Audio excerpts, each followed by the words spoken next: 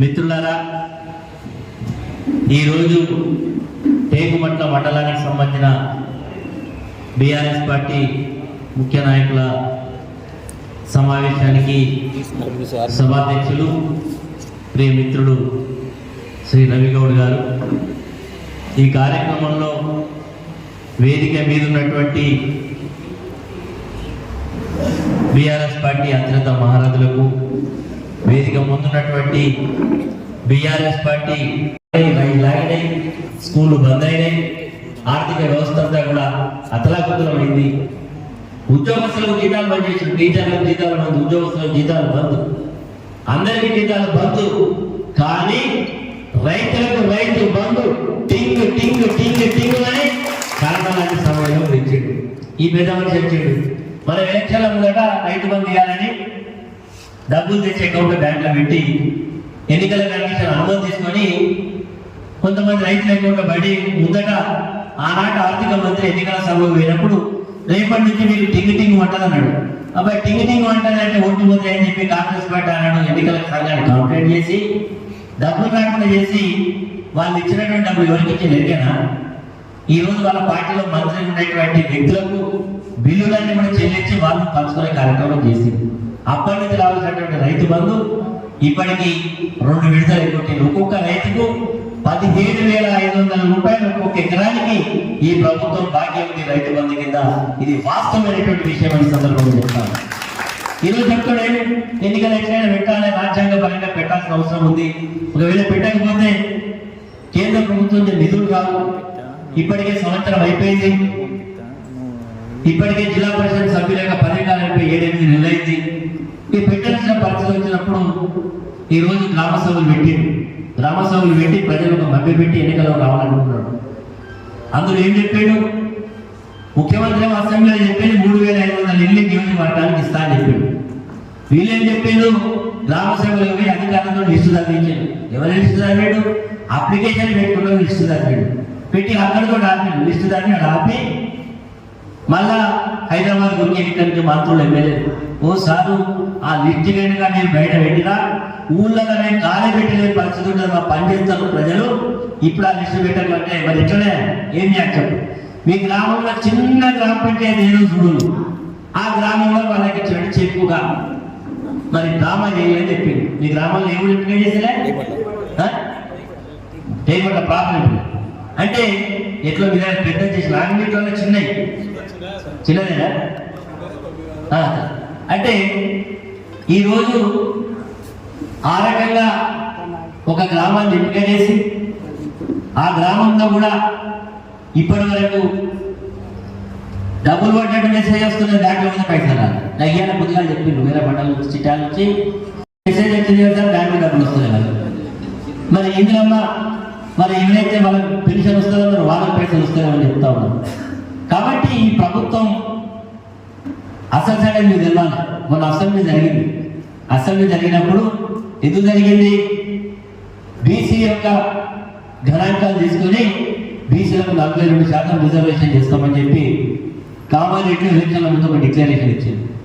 దాన్ని అమలు చేస్తామని పెట్టి నేను కూడా అనుకున్నా చట్టం చేస్తలేము, లేదు దీన్ని మన కేంద్ర ప్రభుత్వానికి పంపిస్తలేము అనుకుంటే అది ఎందుకు పెట్టిందో ఏం చేసిందో అలా సాధించిందేందో సాధించింది కాదు. ఇది ఒక తప్పులు తడగాని ఇదంతా కూడా గణాంకాలు సరిగ్గా లేవు. ఎవరు చెప్పిండు? కేసీఆర్ కేటీఆర్ అనలే. అంతకంటే ముందు ఎవరన్నారు? వాళ్ళ పార్టీ ఎమ్మెల్సీ పోషకాలు పెట్టాలి, నెగోషియాలు పెట్టాలన్నాడు. నేను అంటే బాగున్నాను అంటే కారణం అంటే ఈ ప్రభుత్వానికి చిత్తశుద్ధి లేదు. ఏ పని చేసినా కేవలం ఆర్భాటాలు, హంగులతోటి, మాయ మాటలతోటి కాలం వెలిపించేటువంటి ప్రయత్నం చేస్తా ఉన్నారు తప్ప ఈ ప్రభుత్వానికి చిత్తశుద్ధి లేదని ఈరోజు కాంగ్రెస్ పార్టీ కార్యకర్తలకి అది అర్థమైంది. ఈరోజు మరి ఇప్పుడు ఎన్నికలు ఎందుకు పెట్టలేదా అంటే నిజంగానే సర్పంచుల పదవినంగానే ఎలక్షన్ పెట్టాలి. సంవత్సరం ఎందుకు ఆగిండు? మేము బీసీ కమిషన్ వేస్తాం, దాని గణాంకాలు తీస్తాం, లెక్క తీస్తాం, చేస్తాం, రిజర్వేషన్ పెంచుతాం, రిజర్వేషన్ పెంచి ఎలక్షన్ పెడతాం అన్నారు. ఈరోజు మళ్ళీ పాత పద్ధతుల్లో పెడతామని చెప్పి చెప్తా ఉన్నాం. మరి పాత పద్ధతులు పెట్టడానికి యాడ సమయం కావున్నా. ఈరోజు గ్రామాలు ఇట్లా కూడా తెలంగాణ రాష్ట్రంలో కేసీఆర్ గారి నాయకత్వంలో ప్రతి సంవత్సరం వర్షాకాలం వస్తే పల్లె ప్రగతి అనే కార్యక్రమాన్ని పెట్టారు. సర్పంచులందరూ పోటీ పడ్డారు. ఇక్కడ ఉండేటువంటి ప్రతి సర్పంచ్ కూడా నా గ్రామంలో మేము బాగా పనిచేయాలి, పారిశుద్ధ్య పనులు చేయాలి, పచ్చడి చెట్లు పెట్టాలి, పల్లె ప్రగతి వనాలు పెట్టాలి, డంపింగ్ యార్డ్ పెట్టాలి, క్రీడా ప్రాంగణాలు ఏర్పాటు చేయాలి, మంచి లైట్లు వెలగాలి, పట్టణాల కంటే కూడా తీసుకోకుండా వ్యవస్థ జరగాలని చిన్న చిన్న గ్రామ పంచాయతీ సర్పంచులు కూడా పెద్ద పెద్ద గ్రామ పంచాయతీతో పోటీ పడి అభివృద్ధి కార్యక్రమాలు చేసినాం మనం గత 10 సంవత్సరాలు. ప్రతిపక్షంలో ఉన్నప్పుడు మాట్లాడేందుకు అర్థం ఉంటుంది. అధికార పక్షం వచ్చిన తర్వాత ముఖ్యమంత్రి పదవి చేపట్టిన తర్వాత ఆయన మాట్లాడేటువంటి మాటలు చూసి ప్రజలు అసహించుకుంటా ఉన్నారు. ఏమంటాడు? పేగులు తీసి మెడకేసుకుంటా, గుడ్డు తీసి కోరిలు ఆడతా, వాడిని జైలేస్తా, వీడిని జైలేస్తా, వీడిని దొరుకుడే, వాడిని దొరుకుడే. ఇవేనా ఆయన మాట్లాడిందా? వేరే మాట్లాడినా? ఏది మాట్లాడినా రెచ్చగొట్టే మాటలు, డైవర్షన్ పాలిటిక్స్. 14 ఏళ్ళ కాకముందు ఉన్నప్పుడు ముఖ్యమంత్రిగా ఆనాడు కాంగ్రెస్ పార్టీ అధ్యక్షుడిగా ఊళ్ళ పోటీ తిరిగి ఆయన చెప్పి ప్రజలందరికీ కూడా ఒక విశ్వాసం కలిగించాడు. మేము అధికారంలోకి వస్తే 6 గ్యారెంటీ, 6 గ్యారెంటీ పత్రాలు ఇస్తాం, మీ ఇంట్లో పెట్టుకొని దాచుకొని మేము ఇట్లా ఎలక్షన్లో గెలవగానే 6 గ్యారెంటీలు అమలు చేస్తామన్నారు. అందులో ప్రధానమైనటువంటిది ఏం చెప్పాడు? కేసీఆర్ గారు రుణమాఫీ చేస్తున్నాడు. ఇప్పుడు 2 లక్షల రుణాలు మీరు మనమే తెచ్చుకోండి, నేను ఇట్లా ముఖ్యమంత్రి కాగానే డిసెంబర్ 9 నాడు అయితే మొదటి సంతకం 2 లక్షల రుణమాఫీ చేస్తా అని చెప్పాడు. వచ్చిందా 2 లక్షల రుణమాఫీ? వచ్చిందా? పూర్తిగా జరిగి అమలైందా? అమలు కాదు. ఇప్పుడు ఏమంటాడు? రాష్ట్రం దివాలా తీసింది, లంకె బిల్లులు ఉన్నాయనుకున్నా, అక్కడ వట్టి బిడ్డలు లేని. ఇక స్పీకర్ అయితే ఆయన ఇంకో ముందు పోయాడు. నేను చెప్పాను కానీ ఆలోచన లేకుండా చెప్పినాం, ఇప్పుడు పరిస్థితి వేరే రకంగా కూడా స్పీకర్ అంటాడు. ఇంకో ఆయన అంటాడు, ఆ పార్టీలో ఎమ్మెల్యే, ఎందుపై మీరు వచ్చి అధికారంలోకి వచ్చినా ఎక్కడికి పోయినా కేసీఆర్ గారి పరిపాలన బాగుందంటుందని కాంగ్రెస్ ఎమ్మెల్యే చెప్తాడు. వాస్తవంగా ఎక్కడ బాగా వాడతాం కదా, కేసీఆర్ గారిని తలుస్తున్నారు. అంటే ఎప్పుడైనా ఒక వ్యక్తి ఉన్నప్పుడు పరిస్థితి ఉన్నది. కాబట్టి మరొకసారి చెప్తూ రేపు మీ అందరికీ కూడా ఈ ఎన్నికలు ఖచ్చితంగా రేపు రాష్ట్ర రాజకీయాల్లో మార్పు కొరకు వచ్చే విధంగా మరి మనందరూ కూడా పనిచేద్దాం. రేపు బీఆర్ఎస్ పార్టీ కూడా మెజార్టీ జెడ్పీటీసీ, ఎంపీటీసీ, ఎంపీపీని గెలిస్తే ప్రభుత్వం ఒళ్ళు దగ్గర పెట్టుకొని పనిచేస్తుంది.